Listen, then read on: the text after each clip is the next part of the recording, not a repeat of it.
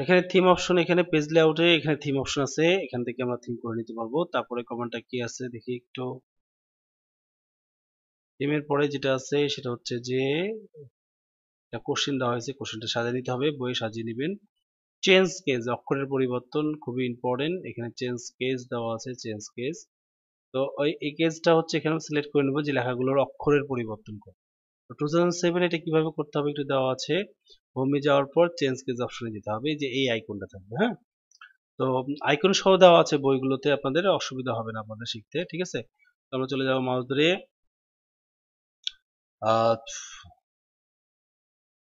আমরা চলে যাব হোম। হোম থেকে আমরা এখানে কি করব, হোম থেকে আমরা চেঞ্জ কেস, এই যে অপশন আছে এখান থেকে তীরচিহ্নতে ক্লিক করলে সেন্টেন্স আপার সবগুলো আছে, চেঞ্জ হচ্ছে। ঠিক আছে, সেন্টেন্স এখান থেকে চেঞ্জ করতে পারবো। কিবোর্ডে যে কমান্ডটা আছে 2003 2007 কিন্তু সেম। 2003 শিফট চেপে F3 সেম থিংস। তো শিফট চেপে ধরে F3 যদি চাপি ছাড়ি তাহলে একই জিনিস, এভাবে আমরা কাজটা করি। ওকে, তাহলে চেঞ্জ কেস কমান্ডটা হয়ে গেল। তারপর আমাদের যেটা আছে সেটা হচ্ছে যে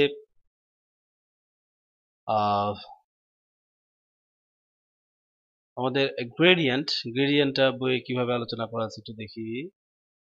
গ্রেডিয়েন্টটা 2007 কিভাবে দেওয়া আছে।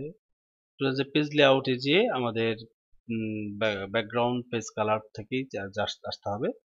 তো এখানে আমাদের পেজ লেআউটে যাব। পেজ লেআউটে যাওয়ার পর এখানে আমাদের পেজ কালার, এখান থেকে মোর কালার, এখান থেকে যে কোনো কালার চুজ করে নিতে পারবো গ্রেডিয়েন্ট হিসেবে। হ্যাঁ, আবার গ্রেডিয়েন্ট বা ব্যাকগ্রাউন্ড কালার থেকে শুরু করে আবার মোর ফিল ইফেক্টসে যাওয়ার পর এখান থেকে গ্রেডিয়েন্ট দিতে পারবো। এখান থেকে গ্রেডিয়েন্ট স্টাইল চুজ করতে পারবো, প্রিসেট থেকে স্টাইল চুজ করে হয়ে যাবে। এটা স্বাভাবিক করার জন্য আবার পেজ কালার, এখান থেকে পেজ কালারে যাওয়ার পর নো কালারে ক্লিক করলে স্বাভাবিক হয়ে যাবে। তারপর এখানে ফিল ইফেক্টসে যাব। এখান থেকে যদি আমরা টেক্সচার দিতে চাই, there are any kinds of texture here, যেটা দিতে চাই সেটা এখানে দিয়ে দেবো। জাস্ট স্বাভাবিক করার জন্য এখানে যাব, নো কালার সিলেক্ট করলে স্বাভাবিক হবে।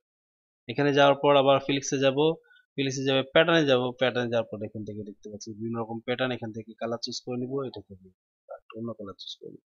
ওকে করলে ওই প্যাটার্নটা চলে আসবে। স্বাভাবিক করার জন্য এখান থেকে নো কালার। ওইটা সংগ্রহ করে নিয়ে এই জিনিসগুলো শিখে নেবেন। ঠিক আছে, তারপর আছে প্যাটার্ন স্পেলিং চেক। কোনো বানান যদি ভুল থাকে সেই বানানটাকে সঠিক করার জন্য স্পেলিং চেক, যেটা একটা ভুল বানান লিখলে এটা আসবে, যেমন ই টি WATION এডুকেশন লিখতে চেয়েছিলাম কিন্তু ভুল হয়ে গেছে। এটা মাঝখানে মাউস পয়েন্টার নিয়ে এসে রাইট বাটন ক্লিক করে এডুকেশন, কাছাকাছি হয়নি বিষয়টা, এই জন্য আছে